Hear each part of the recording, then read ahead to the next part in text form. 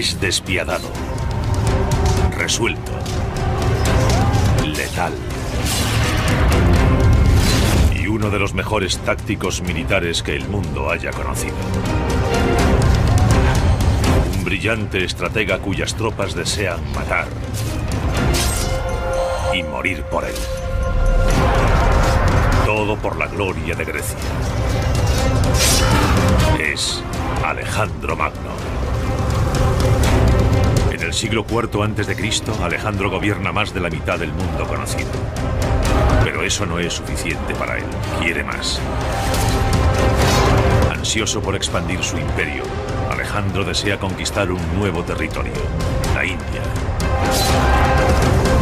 Todo lo que se interpone ante él son 2 inmensos ríos y 750.000 de soldados indios.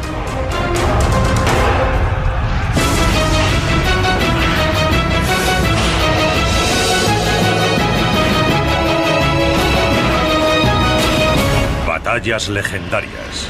Alejandro, el señor de la guerra. Año 331 a.C., la batalla de Arbela o de Gaugamela. Cerca de 50.000 griegos luchan contra un antiguo enemigo, los persas. Cada una de estas 2 superpotencias lleva cientos de años derramando la sangre de la otra.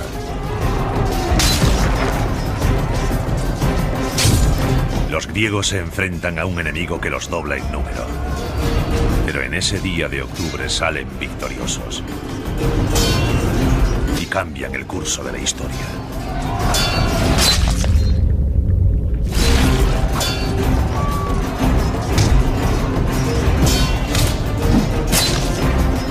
Y se lo deben a la brillantez táctica de su comandante.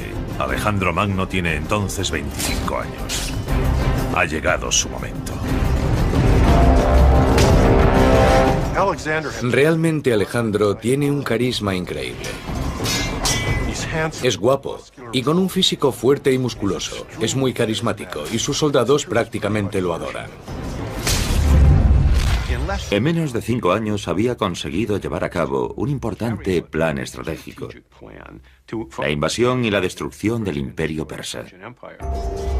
En 5 años logró eliminar la oposición interna y forzar una batalla crucial en el actual Irak, en las llanuras de Gaugamela, donde destruyó los restos del ejército persa.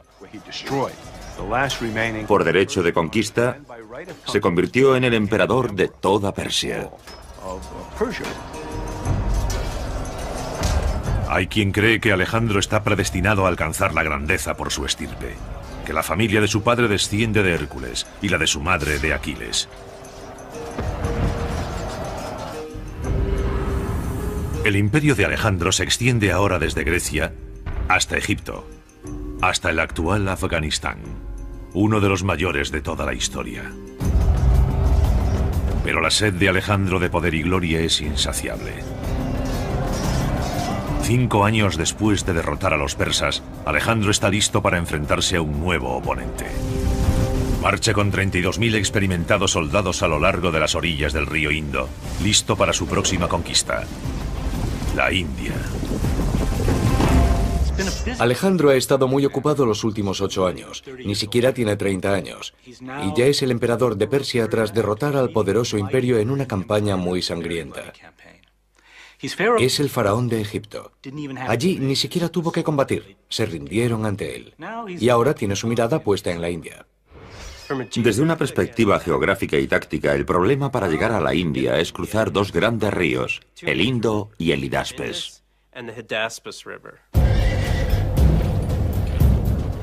Estos ríos serían un desafío insuperable para la mayoría de los ejércitos, pero no para el de Alejandro, cuya previsión y planificación son legendarias.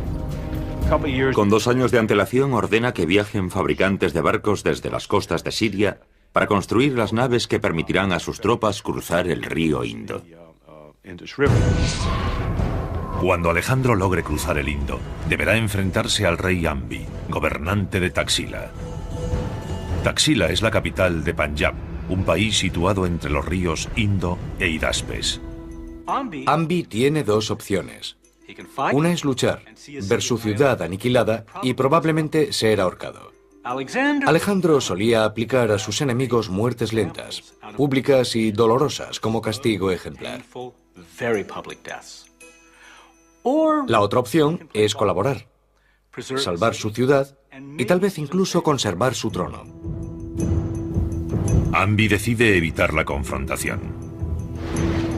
Alejandro cruza el río y se apodera fácilmente de Taxila, convirtiéndola en una base de operaciones para su invasión de la India.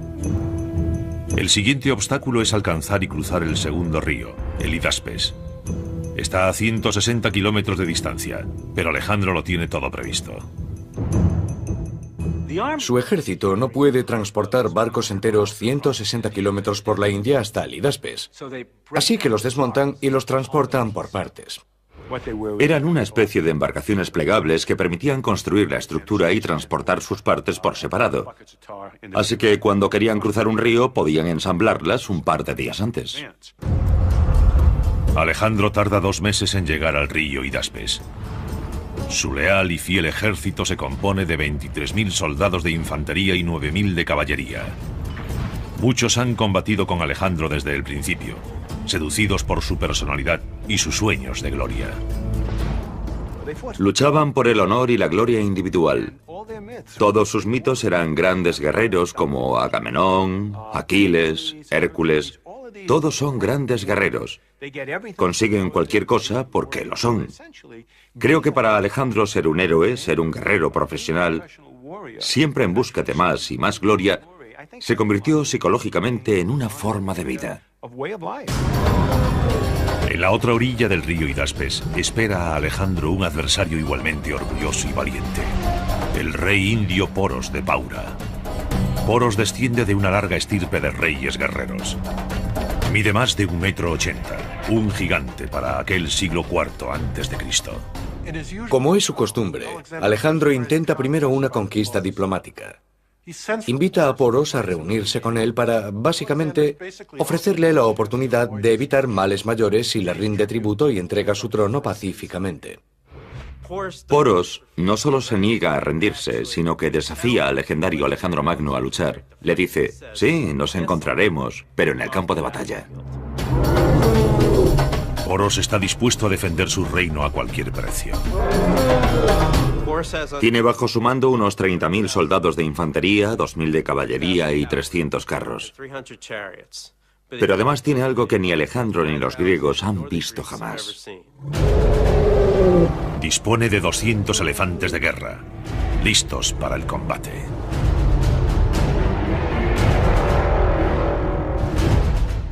El elefante era un elemento bélico muy desarrollado en el ejército indio.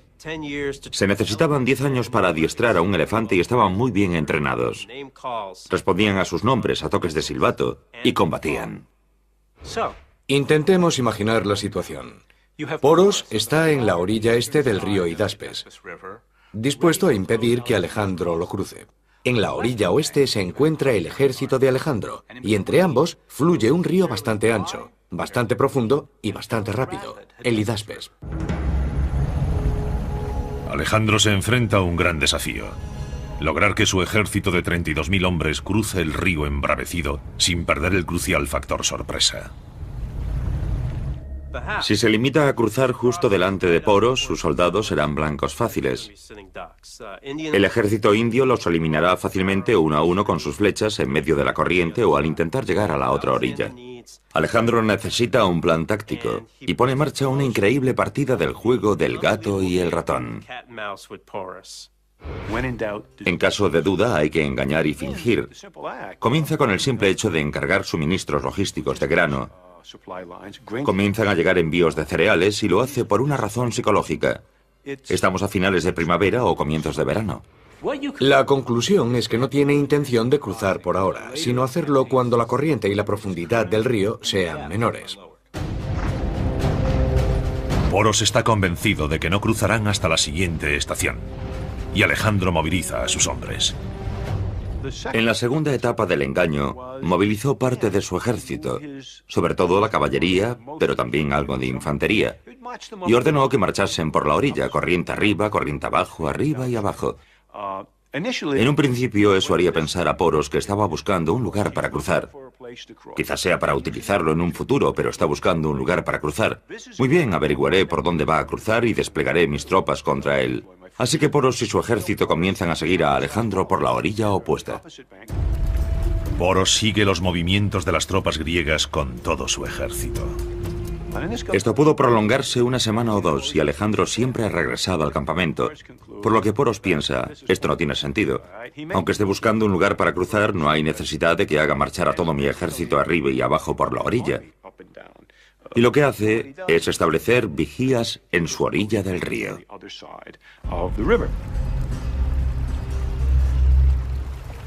Eso es exactamente lo que Alejandro pretendía. A continuación ordena a sus hombres iniciar la segunda etapa de su minuciosa campaña. Su misión es encender hogueras, hacer ruido y atraer la atención cada noche. Alejandro vuelve a centrar la atención del ejército de Poros en el ruido que hacen sus hombres en la orilla del río. Alejandro ha logrado una ventaja táctica muy importante: la capacidad de mover su ejército por su orilla del río sin provocar una respuesta táctica importante del enemigo. Básicamente, ha reducido el nivel de alerta, la capacidad de atención de Poros y de su ejército. Por fin, después de 2 meses y al amparo de la oscuridad, Alejandro conduce un contingente de tropas fuera del campamento. Debido a la situación a la que se ha acostumbrado, Poros casi no presta atención. Alejandro nunca tuvo la intención de esperar para cruzar el río. Todo lo que ha hecho hasta ahora es crear la situación necesaria para cruzar el río sin alertar al ejército indio y así lograr una ventaja táctica. Es absolutamente brillante. Sabe exactamente por dónde va a cruzar y que lo va a hacer esa noche. Lo que hace es remontar el río 27 kilómetros por la orilla, con 10.000 soldados de infantería, 6.000 de caballería y 1.000 arqueros de caballería ligera aproximadamente. Pero Poros no será el único sorprendido esa noche. El río Hidaspes también deparará algunas sorpresas a Alejandro.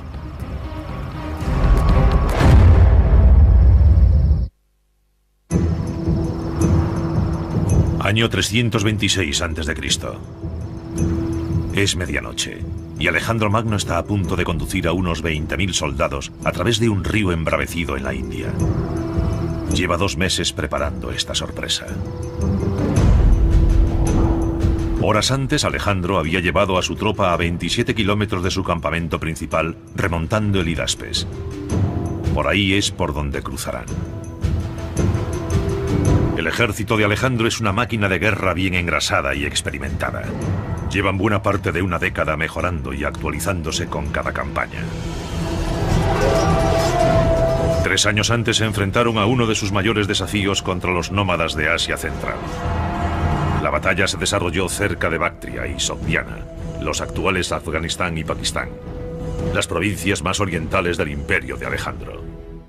El problema de Alejandro con las provincias más orientales es que no son verdaderas naciones-estado, sino conglomerados de comunidades étnicas tribales que luchan entre sí. Algo muy parecido a lo que hoy sucede en Pakistán y Afganistán. Por lo tanto, lo que se propone básicamente es sofocar esas revueltas. Los habitantes de Asia Central son tribus nómadas de pastores que proceden de las orillas del Mar Caspio. Son duros, tienen que serlo para sobrevivir en las escarpadas montañas de Afganistán. Son magníficos jinetes expertos en tácticas de hostigamiento. Tanto Alejandro como sus tropas carecen del equipamiento y el entrenamiento necesarios para enfrentarse a este tipo de ataque. La formación habitual de los griegos consiste en moverse a la vez, en una falange formada por varias filas de guerreros. Pero su nuevo enemigo, los guerrilleros tribales de Asia Central, cuenta con arqueros a caballo que atacan con flechas rápidas y letales. Se mueven con gran ligereza y rapidez. Hostigan al enemigo con una descarga de flechas o jabalinas y se retiran rápidamente. Para combatir esta nueva amenaza, Alejandro reestructura su ejército e incorpora una caballería ligera de arqueros a sus tropas. Lo que hace es reconfigurar su ejército de origen fundamentalmente persa para que sea mucho más ligero. Para ello utiliza la infantería ligera persa, también infantería pesada, pero sobre todo infantería ligera y caballería ligera. Estas tropas, más rápidas y con experiencia en combate, son las que Alejandro conduce hacia la conquista de la India. Tras 2 años de guerra de guerrillas en las provincias orientales y haber logrado la victoria, Alejandro fija ahora su mirada más al este, en la India. Pero sabe que se enfrenta a un enemigo formidable.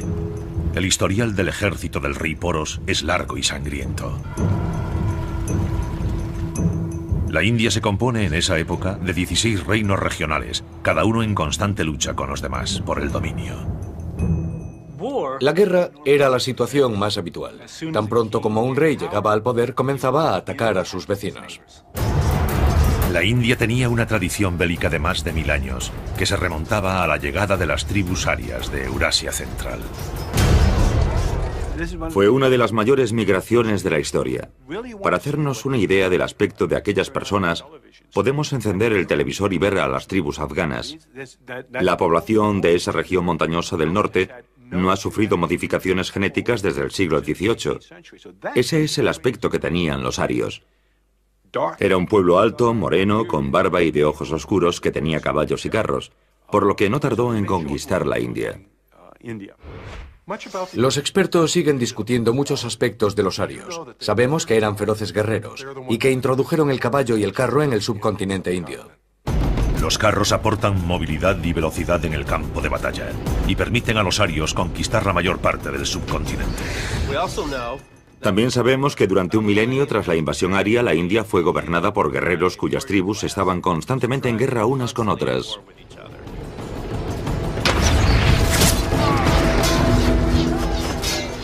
La India posee yacimientos de oro y otros metales. Los arios saben construir armas tan sofisticadas como las de cualquier otro ejército. En el Ramayana, un poema épico indio de los primeros siglos antes de Cristo, el villano, Ravana, es representado portando 18 armas diferentes en otras tantas manos. Una jabalina, una espada curva, 3 hachas de combate diferentes, todas las armas que podamos imaginar. Y ese arsenal representa el que los distintos ejércitos indios utilizaban en esa época. Los antiguos reinos de la India habían perfeccionado mucho el arte de la guerra. Un arte del que Poros es un maestro. Ahora espera para defender la India de un nuevo invasor, Alejandro. Poros cree que dispone de tiempo para descubrir cuándo Alejandro cruzará el Hidaspes, pero ha sido engañado. Alejandro lo está cruzando ahora mismo 27 kilómetros río arriba. 10.000 soldados griegos de infantería, 6.000 de caballería pesada y 1.000 arqueros asiáticos de caballería ligera se lanzan a las aguas embravecidas. Hay tormenta, cruzan en plena noche y está nublado. La oscuridad es total. Se lanzan a las aguas embravecidas casi a ciegas. Es algo aterrador. La intensa corriente agita las endebles embarcaciones plegables de los griegos. Algunos soldados utilizan pieles de cabra llenas de paja para mantenerse a flote. Los caballos irían nadando delante de los soldados o tirarían de ellos por las riendas. Están cruzando el río durante la noche, es una maniobra bastante complicada. Peor aún, empieza a llover y a soplar el viento. Sin embargo, una gran tormenta beneficiaría a Alejandro, ya que eso disimularía el ruido y mantendría a los vigías de Poros a cubierto. Alejandro está seguro de haber elegido bien el lugar por el que cruzar, pero lo que él considera la otra orilla del río es en realidad una isla que divide el río en dos. Cruza el río, llega a la isla, la atraviesa por un estrecho desfiladero en el que puede ocultar sus tropas de Poros y descubre horrorizado que no está en la otra orilla. No es la orilla opuesta, sino una isla. Descubren otra isla oculta detrás de la primera. Los griegos han de cruzar el río 2 veces más y el tiempo se agota. Alejandro acaba de cometer uno de los pocos errores tácticos de su carrera. Cuando buscó el lugar por donde cruzar, no envió nadadores a la otra orilla. Vio una isla y la orilla detrás de ella. Pero lo que él consideraba la otra orilla era otra isla. Y ahora piensa, ¿qué vamos a hacer? El río es demasiado profundo. Así que recorren la isla hasta que encuentran un lugar donde el agua les llega hasta el pecho y cruzan por allí nadando y arrastrando sus equipos hasta llegar a la otra isla. Está amaneciendo Tienen hambre y frío, y están empapados, pero aún así alcanzan la otra orilla del río. Poco tiempo después, los vigías descubren lo que ocurre y un jinete informa a Poros de que Alejandro ha logrado cruzar y avanza hacia él con sus tropas. Poros se enfrenta a un dilema. Sus vigías dicen que Alejandro ha cruzado el Hidaspes, pero enfrente de su campamento ve un gran número de tropas griegas. Alejandro, astutamente, había dividido su ejército la noche anterior. Unos 15.000 soldados cruzaron el río, pero otros 12.000 se quedaron en el campamento. Dejando esas tropas en la otra orilla impide que Poros se mueva porque ignora por completo si Alejandro ha movilizado el grueso de su tropa o se trata de un señuelo. Si así lo cree, el grueso del ejército enemigo cruzará delante de él y estará entre la espada y la pared. ¿O será aquel el ataque principal? Ante este dilema, Poros toma una decisión. Envía solo un destacamento para hacer frente a los griegos que han cruzado el río. Al no movilizar el grueso de sus tropas, descubre su juego. Cree que el grueso del ejército griego está frente a él al otro lado del río, y lo que se aproxima hacia él es un contingente más pequeño. Poros envía solo 2.000 de sus 4.000 soldados de caballería pesada y 200 de sus 300 carros hacia el norte a enfrentarse con el enemigo. Su comandante será el hijo de Poros, también llamado Poros. Al mismo tiempo, Alejandro moviliza a sus exhaustos hombres y marcha hacia el sur con su caballería pesada en cabeza. Detrás de ellos van los arqueros asiáticos de la caballería ligera y detrás, la infantería. Pero tan pronto como Alejandro ve el avance de la caballería pesada y los carros del ejército de Poros, se detiene y bajo la inmensa presión del campo de batalla, reconfigura sus tropas sobre la marcha. Alejandro es brillante, sabe exactamente cómo y cuándo modificar su ataque o su defensa en un momento dado. Ve la configuración del ejército de Poros y retira de inmediato su caballería pesada. Enfrentar su caballería pesada contra los carros y la caballería pesada del enemigo no es la mejor opción. Tácticamente sería mejor enviar su caballería ligera para hostigar y detener el avance del enemigo. Y eso hace. Envía a sus arqueros iraníes a caballo. Es un truco que aprendió a luchar contra ellos en los límites orientales del Imperio Persa. La caballería ligera de Alejandro se enfrenta al pequeño contingente del joven Poros. Es el comienzo de la batalla del río Hidaspes.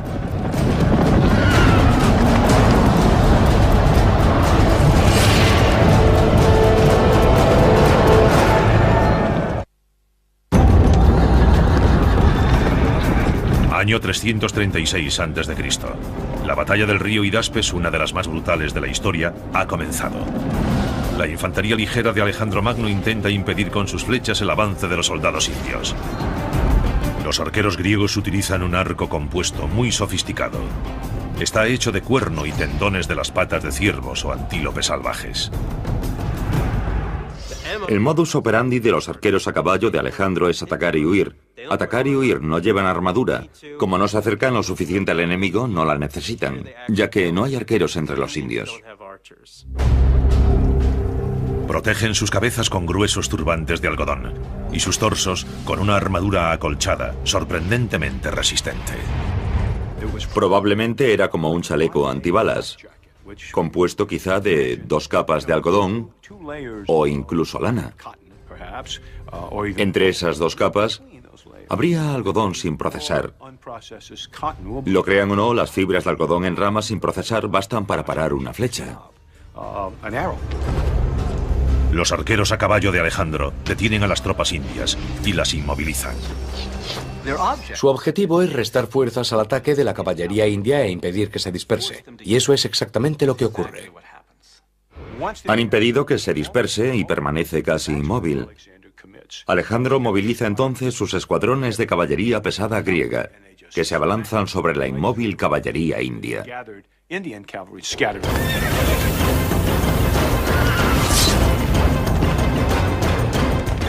El copis está diseñado para masacrar. Tiene una hoja curvada hacia adelante para obtener el máximo impacto al golpear hacia abajo. Se trata de una antigua herramienta de carnicero, perfecta para la carne y los enemigos.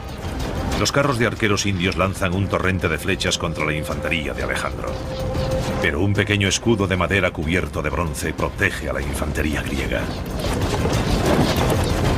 Las flechas indias cumplen su cometido, pero las condiciones del campo de batalla favorecen a Alejandro.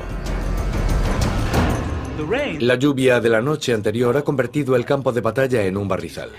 Los carros son muy pesados y sus ruedas cubiertas de hierro no pueden maniobrar. Son totalmente inútiles en el barro. Los indios son superados numérica y tácticamente. Mueren casi 500 jinetes indios.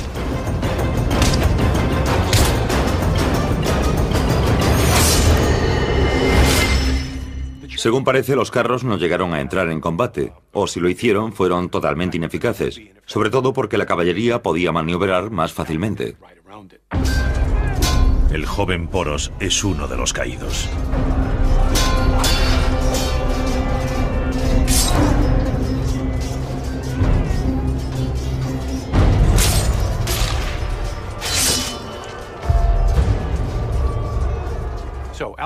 Básicamente, Alejandro ha destruido y barrido la tropa de reconocimiento que Poros ha enviado.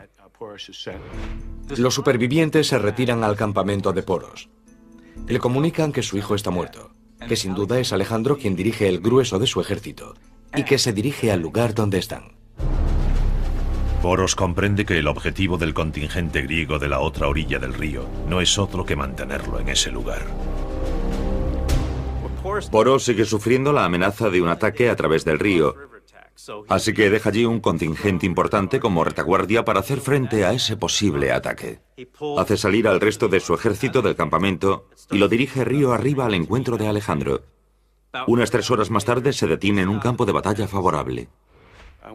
Según los textos, Poros desplegó su ejército en el primer lugar en el que encontró el terreno seco.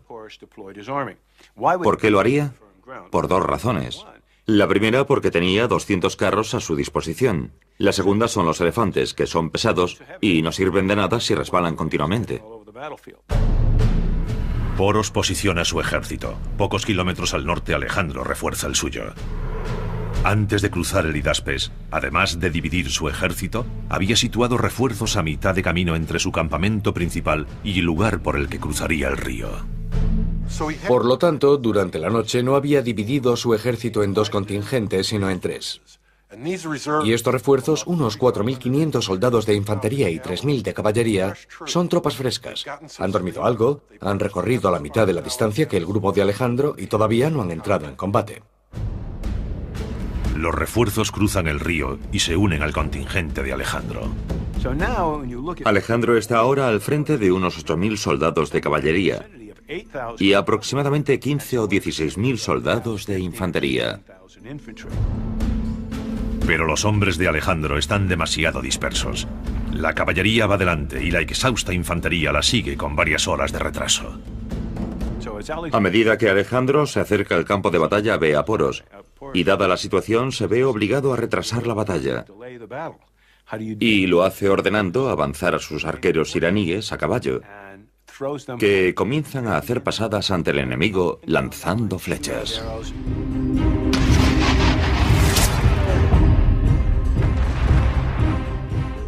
Poros debería haber atacado en ese momento. Tal vez no estaba preparado, tal vez no se sentía demasiado agresivo, no lo sabemos. Pero parece que estaba dispuesto a aceptar la batalla que Alejandro tenía en mente. Poros ha dado tiempo a Alejandro para que llegue su infantería y pueda analizar la formación de las tropas enemigas. Ve ante sí una línea de 200 elefantes de guerra con experiencia en combate. Detrás de los elefantes, una línea aún más larga de 30.000 soldados de infantería. Y en cada ala, una brigada de 1.000 soldados de caballería para proteger los flancos. La infantería de Alejandro es la mitad que la del enemigo, así que su intención es que se libre una batalla de caballería en lugar de una batalla de infantería. Pero hay un problema, los elefantes. El historiador romano Curcio describe así la escena. Las bestias, situadas entre las líneas de hombres armados, parecían torres a cierta distancia, y el propio Poros superaba la estatura humana. La altura de la bestia que montaba parecía sumarse a la suya. Los macedonios nunca habían visto tantos elefantes. Para los soldados no representaban un gran problema, pero sí para los caballos. No estaban acostumbrados a los elefantes, y su olor, su sonido y su aspecto aterraron a los caballos macedonios. Alejandro debe revisar su estrategia para poder aprovechar su caballería o perderá esta batalla y su mejor oportunidad para conquistar la India.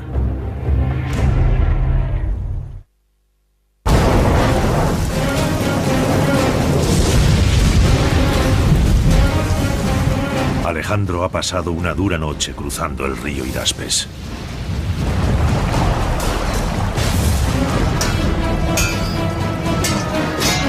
Ha derrotado a una pequeña avanzadilla india.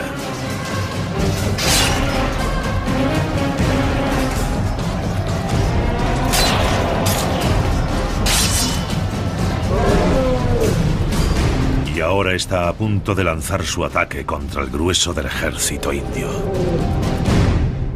La infantería india duplica en número a la griega. Alejandro sabe que su fuerza reside en su caballería, 4 veces mayor que la india. La clave reside en evitar una batalla de infantería. Alejandro tenía la gran habilidad de analizar rápidamente el campo de batalla y de crear una estrategia que le diese ventaja. Alejandro despliega su escuadrón de caballería de 4.000 jinetes hacia el flanco izquierdo de Poros. Poros solo dispone de 2.000 soldados de caballería, 1 millar en cada flanco. Poros ordena a su caballería del flanco derecho abandonar su posición, cabalgar por detrás de la línea de combate y reforzar el flanco izquierdo. Y ese es el error que Alejandro ha estado esperando.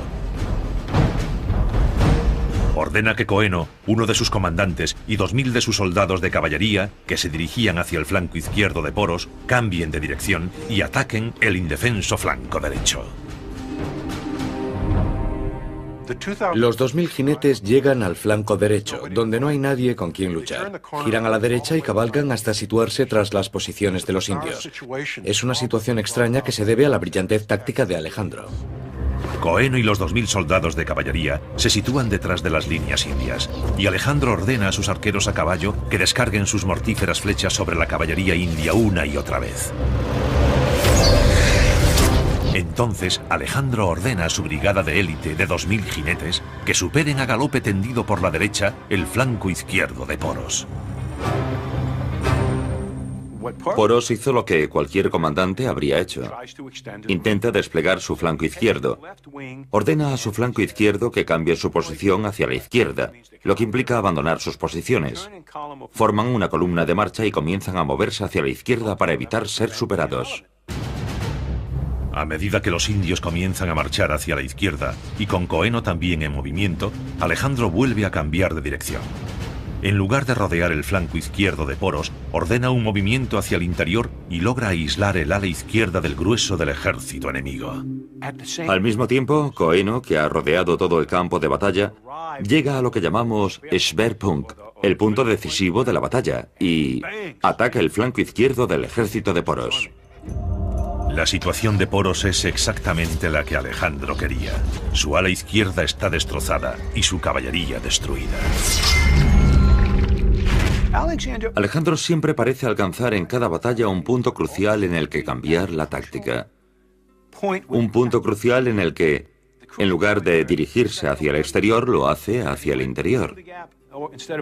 Se dirige hacia una brecha en vez de rodearla. Hacerlo y permanecer al mismo tiempo con sus tropas denota un talento poco común. Alejandro lanza ahora su infantería pesada contra el centro del ejército indio, pero Poros no está dispuesto a rendirse. Ordena atacar a sus arqueros. El arco indio mide 1,82 m y está hecho de bambú resistente y flexible. Para extenderlo totalmente, el arquero debe anclar el arco en el suelo y sujetarlo con un pie. Su enorme tamaño le proporciona una potencia inigualable. Sus flechas con punta de hueso o metal pueden penetrar cualquier armadura. Sin embargo, debido al mal tiempo, los arcos son ineficaces. La noche anterior había llovido, y aquellos miles de soldados, caballos y elefantes convirtieron el terreno en barro. El ejército indio no estaba acostumbrado a luchar durante la temporada de lluvias. Sus arqueros no podían anclar sus arcos. Fue un duro golpe para Poros, que perdió una de sus armas más poderosas. Con su flanco izquierdo destruido, el ejército de Poros se reduce a su infantería, sus poderosos elefantes de guerra y sus arqueros. No se luchaba solo contra los elefantes. Transportaban una plataforma para soldados con arcos o lanzas. A su lado marchaban 13 soldados de infantería, como los que protegen hoy los tanques. Pero los elefantes tienen un punto débil, sus ojos. La infantería griega intenta alcanzar su objetivo. Imaginen lo que ocurre si un elefante pierde un ojo. Se vuelve loco, y un elefante es un animal enorme. En medio del caos, Alejandro ataca el centro del ejército indio y pulveriza su flanco. A pesar de estar atrapado en un doble ataque mortal, Poros continúa luchando. El centro se colapsa. Es un enorme caos de 10 o 12.000 hombres, animales, carros, burros, caballos, de todo. No pueden moverse. La infantería sigue presionándolos, y también la caballería desde el flanco. Este tipo de batallas que se desarrollan en campo abierto no suelen causar muchas bajas. Pero cuando se llega al combate cuerpo a cuerpo se vuelve sangrienta y terrible porque no se puede maniobrar. Y tampoco escapar. El problema de la batalla del Hidaspes fue la falta de escapatoria. Es un brutal combate cuerpo a cuerpo. Los animales son descuartizados. La batalla del Hidaspes se convierte en una matanza espantosa. Alejandro y sus tropas están destruyendo al ejército indio en la batalla del río Hidaspes. Alejandro ordena a lo que queda de su caballería cabalgar alrededor de esa masa de hombres temblorosos y asustados. El ejército de Poros está atrapado en una trampa mortal. No puede maniobrar. 10.000 seres humanos son presionados por otros 8.000 en una verdadera carnicería.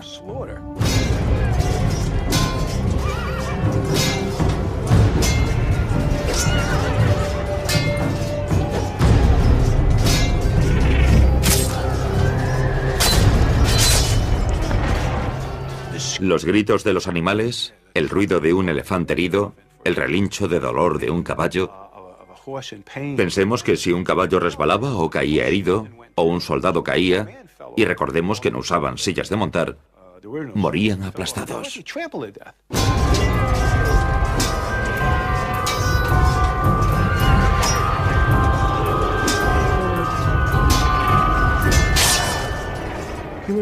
Seres humanos heridos por espadas, lanzas o hachas, el ruido y los gritos. El campo de batalla se cubre de sangre, vísceras y trozos de carne humana. Y el olor. Un olor horrible. Un elefante, como muchos otros animales, defeca cuando es herido. Intenten imaginarlo. Un ruido, un olor y un horror absolutamente terribles.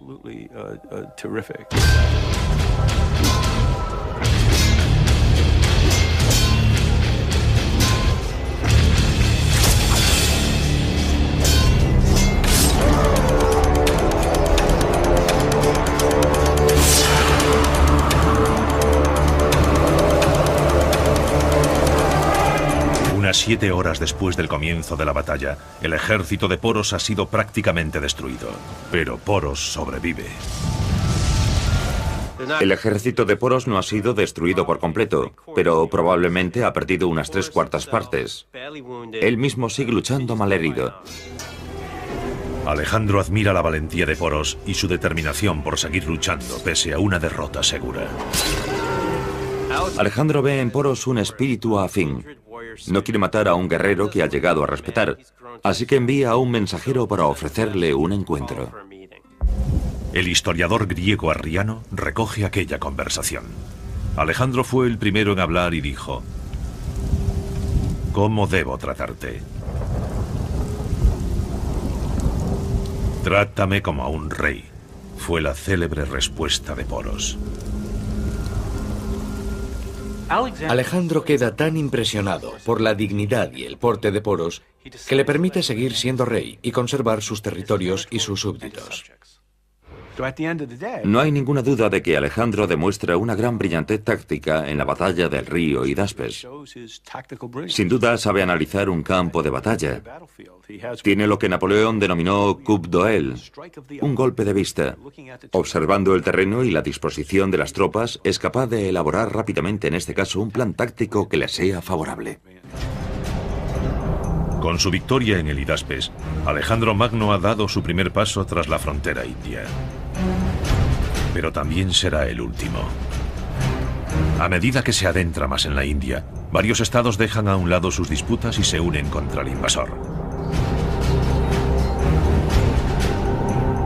En el próximo campo de batalla, Alejandro se enfrentará a 300.000 soldados indios. Da la impresión de que en su intento por conquistar la India, la estrategia de Alejandro quizá no fue tan buena como lo había sido en el pasado. Cualquier perspectiva razonable de la India de aquella época le habría llevado a la conclusión de que se trataba de una empresa bélica casi imposible para un pequeño ejército griego. Los hombres de Alejandro consideran que el objetivo de su líder se ha convertido en una misión suicida. Llevan mucho tiempo combatiendo y parece avecinarse un motín. Intenta convencerlos para seguir adelante. Es un líder carismático y sus tropas son leales, pero han alcanzado su límite. Alejandro, siempre compenetrado con sus hombres, decide plegarse a la voluntad de sus tropas y se dirige al sur para regresar a Babilonia, en el actual Irak. Pero su aventura oriental podría haberle costado la vida. Lo más probable es que muriese de malaria en Babilonia.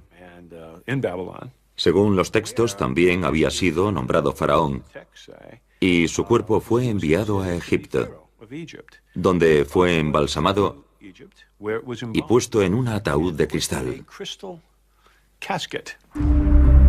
Alejandro Magno, uno de los estrategas militares más brillantes de la historia, muere a los 33 años. Conquistó gran parte del mundo conocido. Su historial y su capacidad de liderazgo han inspirado a otros grandes militares a lo largo de la historia. En 1991, durante la Primera Guerra del Golfo, el general Norman Schwarzkopf aplicó con el llamado gancho de izquierda una de las estrategias de Alejandro Magno. Como Alejandro, Schwarzkopf básicamente fingió un ataque principal desde el sur contra las fuerzas iraquíes que ocupaban Kuwait. Pero el grueso de sus tropas, la caballería pesada actual, los tanques, dio un rodeo de cientos de kilómetros hacia el oeste para situarse en el flanco derecho de los iraquíes. Un gancho de izquierda con el que noqueó al ejército iraquí. Las batallas terrestres de la Operación Tormenta del Desierto no duraron más de 100 horas. Alejandro se habría sentido orgulloso del éxito de su táctica de fingir y rodear. Alejandro Magno combatió durante más de 11 años, recorrió más de 32.000 kilómetros y nunca perdió una batalla. Sin embargo, nunca estuvo satisfecho. Es una de las cuestiones más interesantes de esta historia. Tras alcanzar todos los objetivos estratégicos que se había propuesto y además contra todo pronóstico, ¿por qué Alejandro quería siempre más? ¿Por qué nada era suficiente para él? Creo que es un personaje muy peculiar a nivel psicológico. Pero básicamente creo que fue un griego muy tradicional. Cuando analizamos la historia de Grecia vemos que sus soldados no luchaban por razones estratégicas, ni siquiera por objetivos políticos. Eso aparecerá mucho más tarde, ya que no existe un sentimiento de ser griego. No existe una nación griega, por así decirlo. ¿Por qué luchaban? Luchaban por su honor y la gloria individual. Alejandro, forjador de imperios con una insaciable sed de gloria, difundió la cultura griega por todo el mundo conocido. Sin embargo, murió con el anhelo de haber conquistado aún más.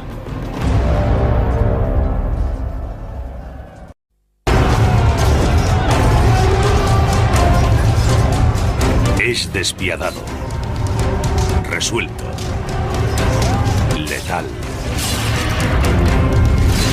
Uno de los mejores tácticos militares que el mundo haya conocido.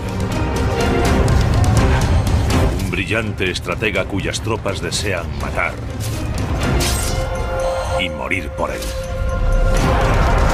Todo por la gloria de Grecia. Es Alejandro Magno.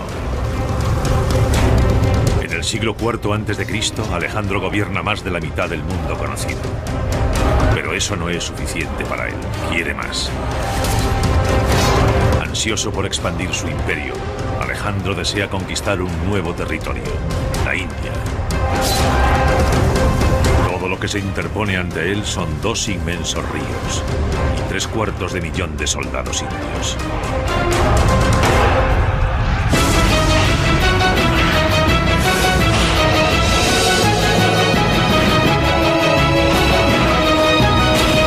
Batallas legendarias. Alejandro, el señor de la guerra.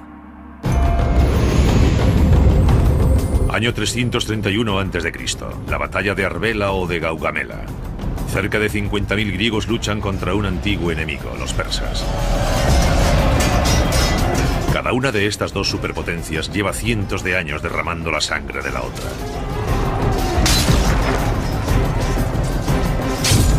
Aplicar a sus enemigos muertes lentas, públicas y dolorosas como castigo ejemplar.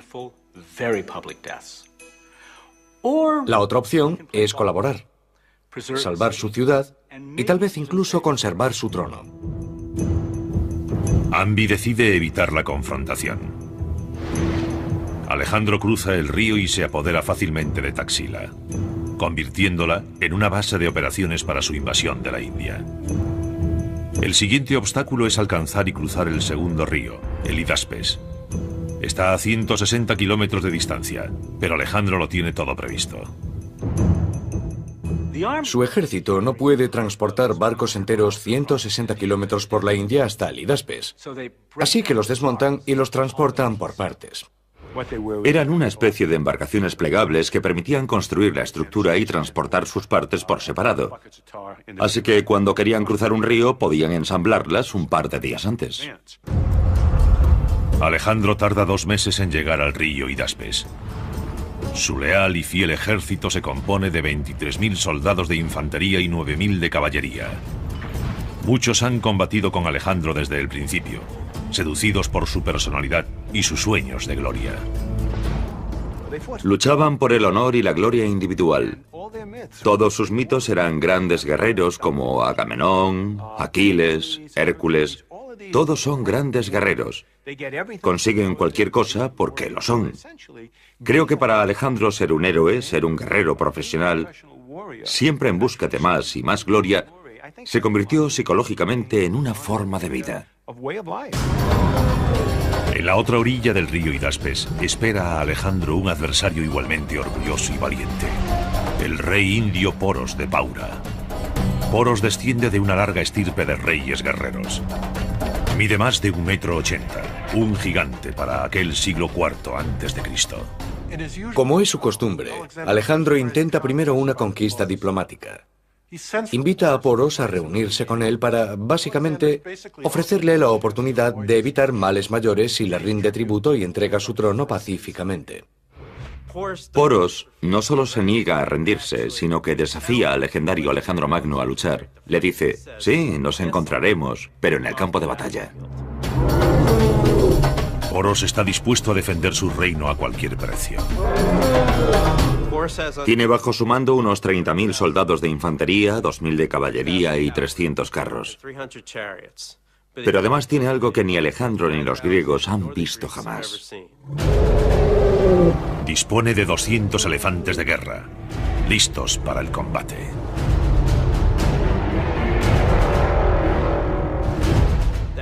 El elefante era un elemento bélico muy desarrollado en el ejército indio. Se necesitaban 10 años para adiestrar a un elefante y estaban muy bien entrenados. Respondían a sus nombres a toques de silbato y combatían. Intentemos imaginar la situación. Poros está en la orilla este del río Hidaspes. Pero la sed de Alejandro de poder y gloria es insaciable. 5 años después de derrotar a los persas, Alejandro está listo para enfrentarse a un nuevo oponente.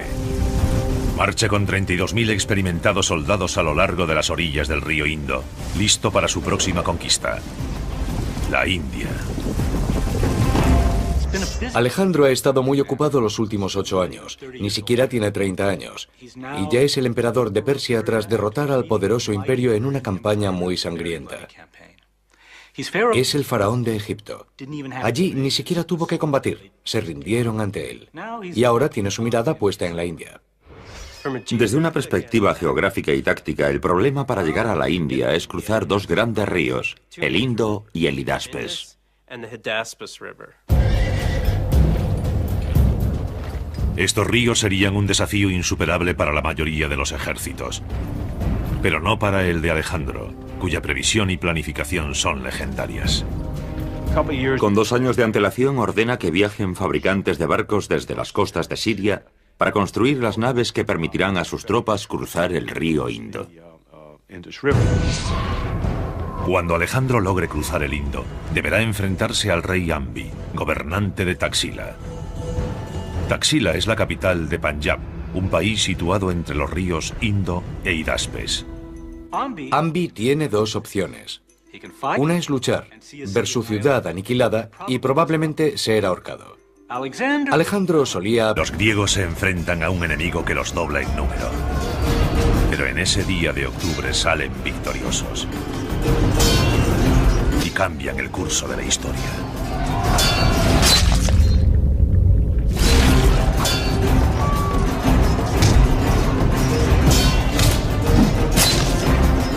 Y se lo deben a la brillantez táctica de su comandante. Alejandro Magno tiene entonces 25 años. Ha llegado su momento. Realmente Alejandro tiene un carisma increíble. Es guapo y con un físico fuerte y musculoso. Es muy carismático y sus soldados prácticamente lo adoran. En menos de 5 años había conseguido llevar a cabo un importante plan estratégico: la invasión y la destrucción del imperio persa. En 5 años logró eliminar la oposición interna y forzar una batalla crucial en el actual Irak, en las llanuras de Gaugamela, donde destruyó los restos del ejército persa. Por derecho de conquista, se convirtió en el emperador de toda Persia. Hay quien cree que Alejandro está predestinado a alcanzar la grandeza por su estirpe, que la familia de su padre desciende de Hércules y la de su madre de Aquiles. El imperio de Alejandro se extiende ahora desde Grecia hasta Egipto, hasta el actual Afganistán, uno de los mayores de toda la historia.